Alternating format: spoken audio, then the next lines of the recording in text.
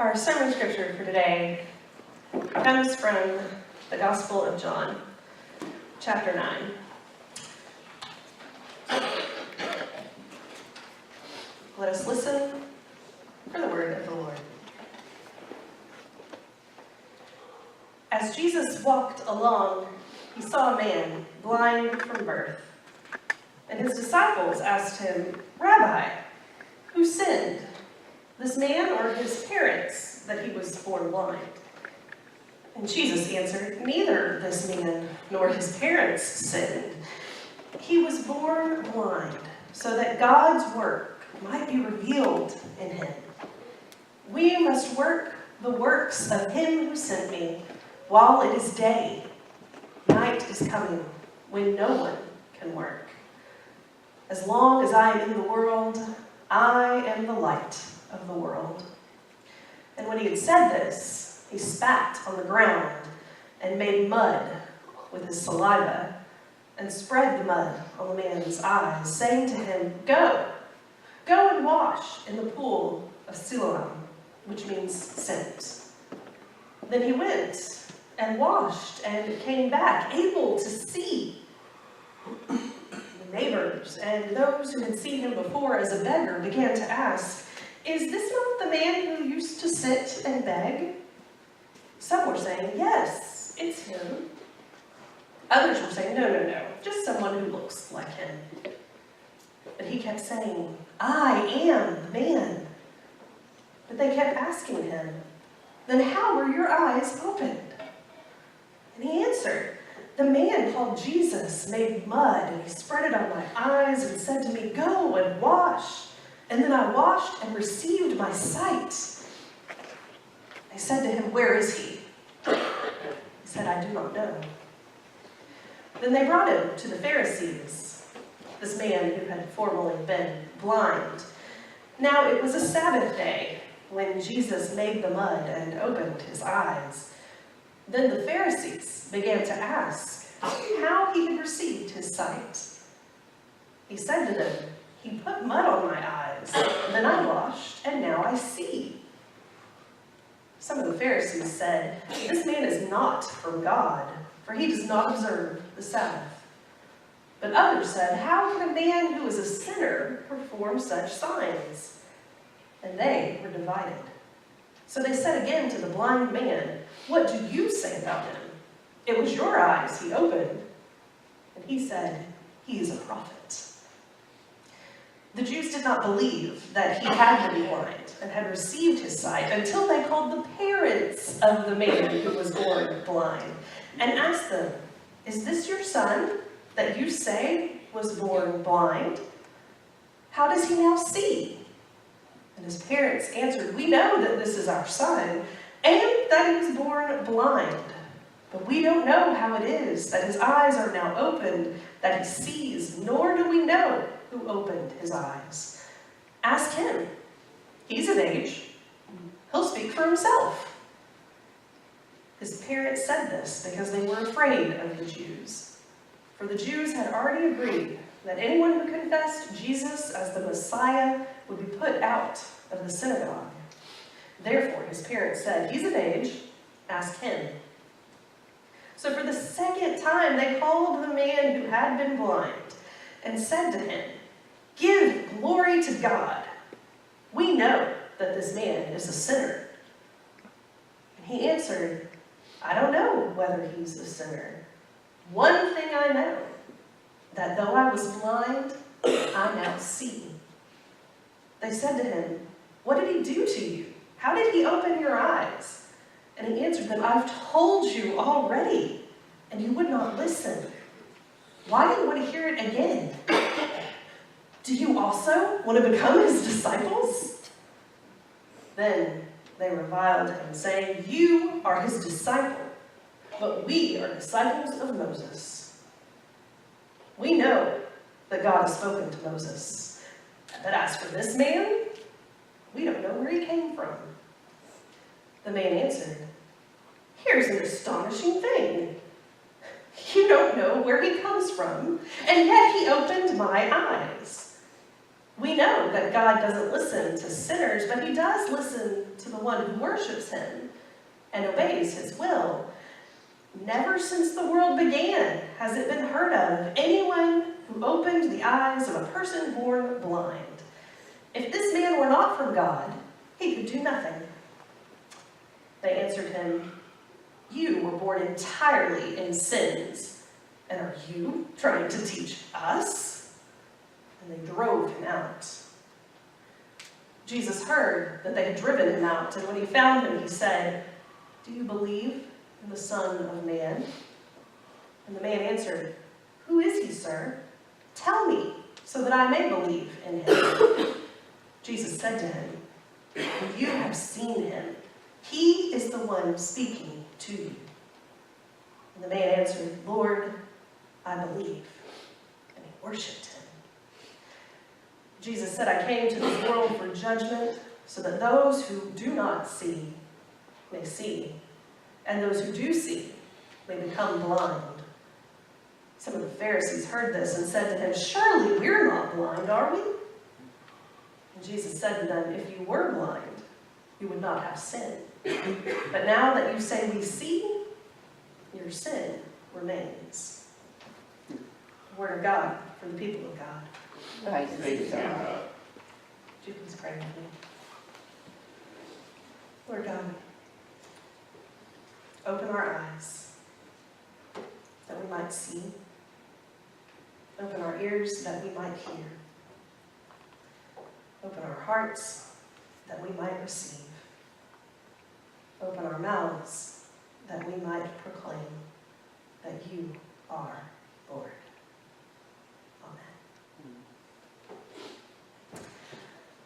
Well, my 20th year high school reunion is this summer.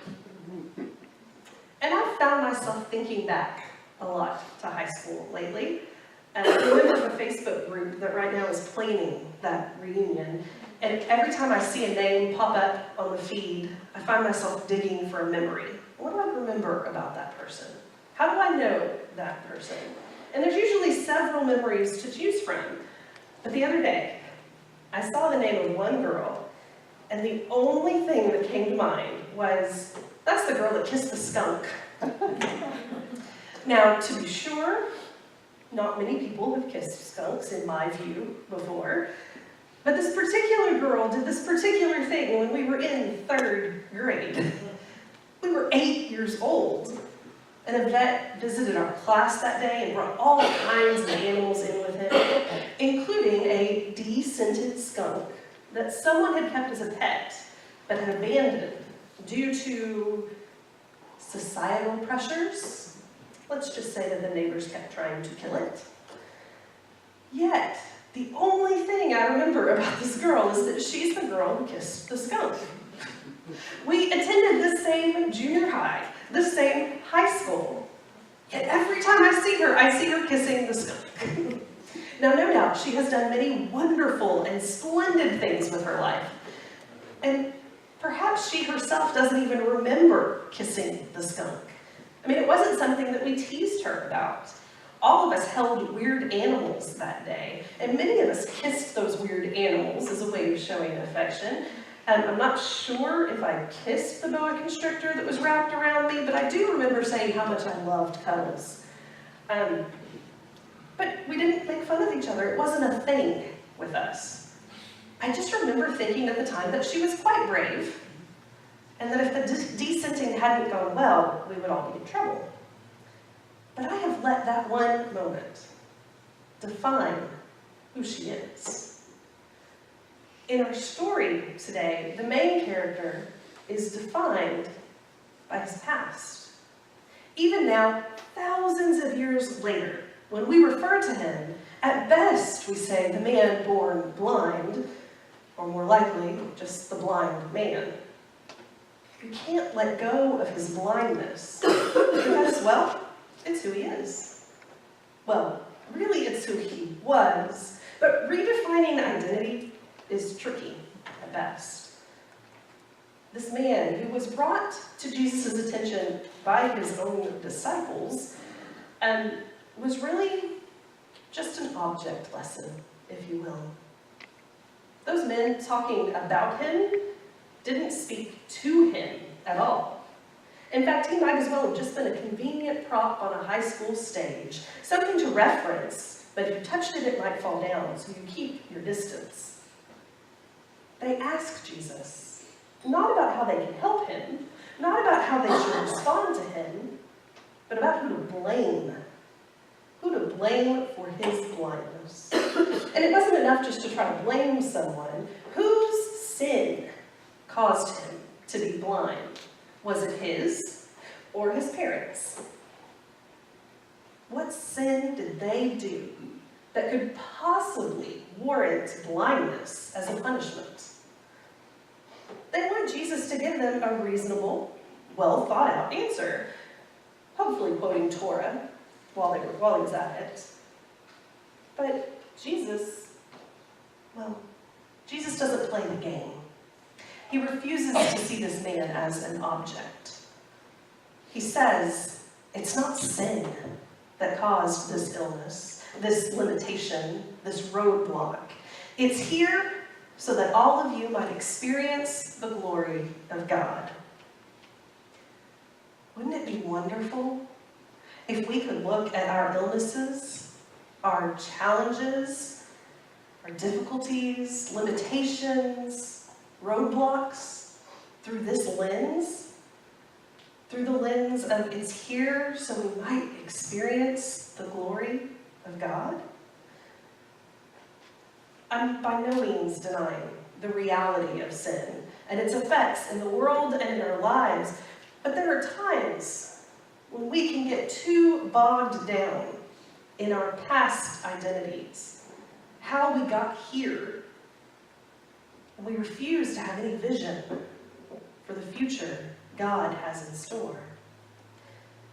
You see, this man, he has an encounter with the Logos, the Word made flesh. And in an instant, he is redefined. This same God, who according to John made all the world, remember in John 1, or John verse 2, all things came into being through him, and without him not one thing came into being.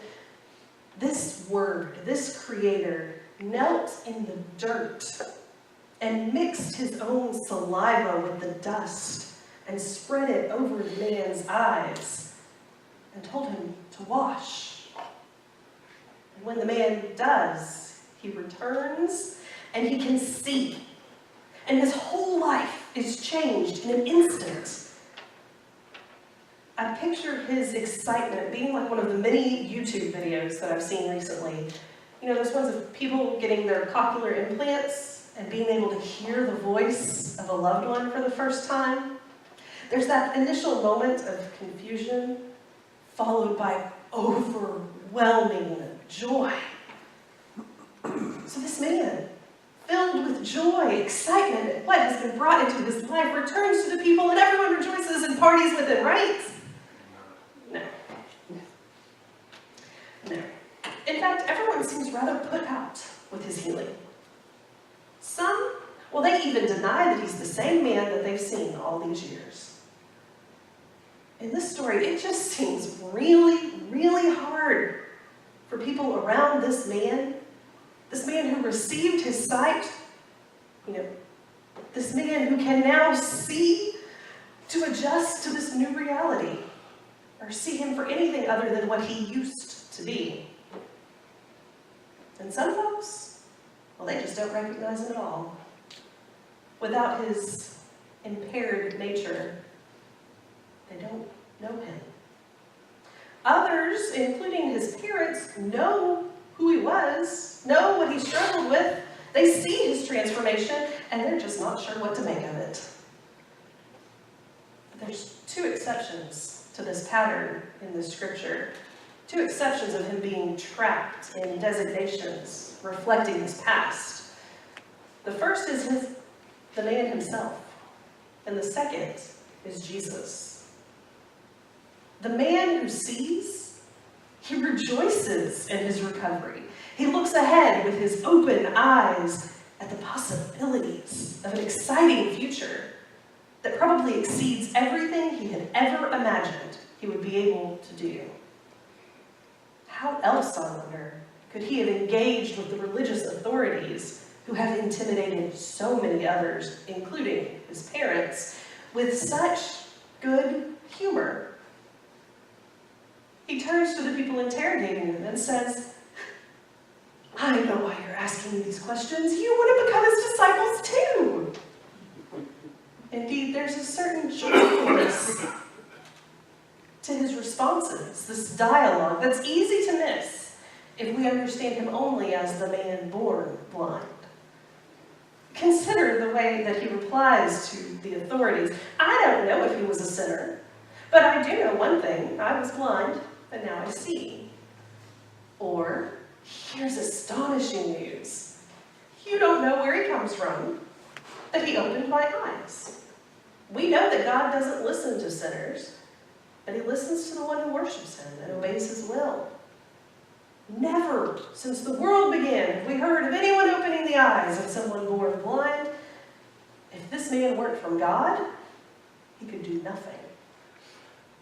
This man has been given an open future, and nothing will deter him from seizing it.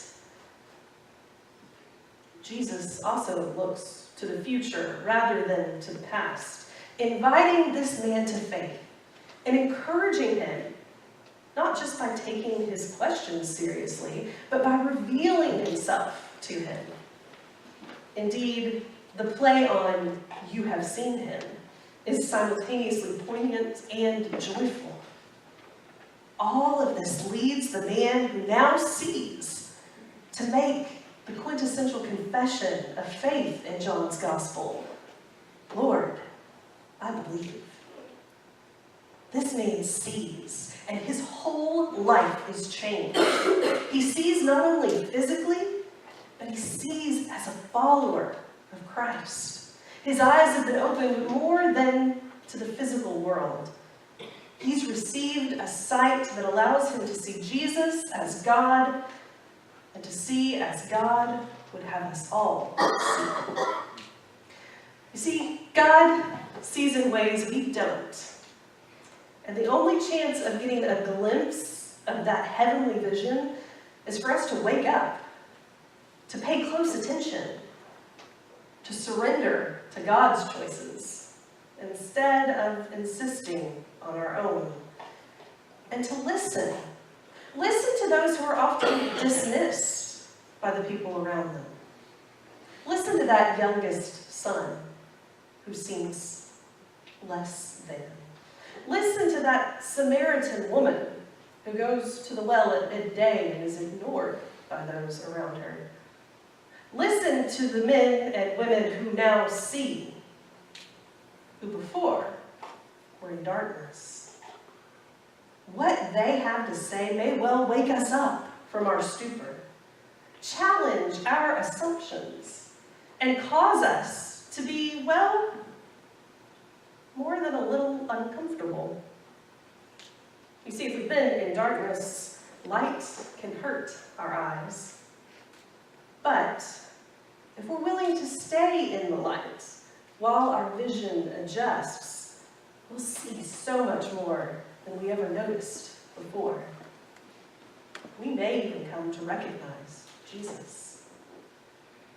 So on this fourth Sunday of Lent, I invite you to be redefined, to let go of the labels of the past, those designations that keep you buried or chained to an old identity. Important things have occurred in our past, to be sure, even some that are worth celebrating. But my friends, we cannot live there.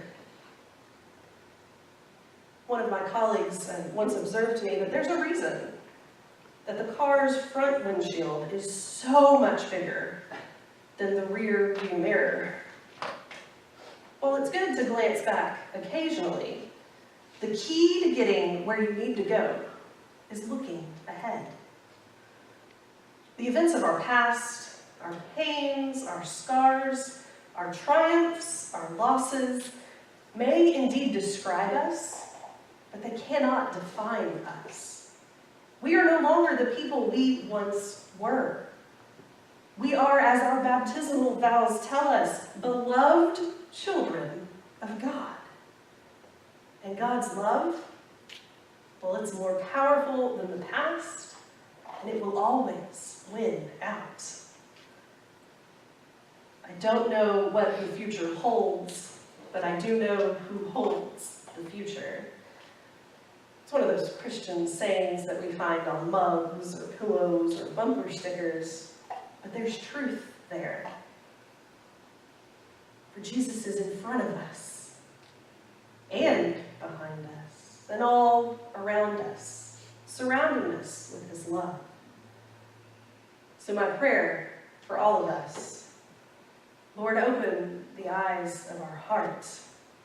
Open the eyes of our hearts, for we want to see you. Amen.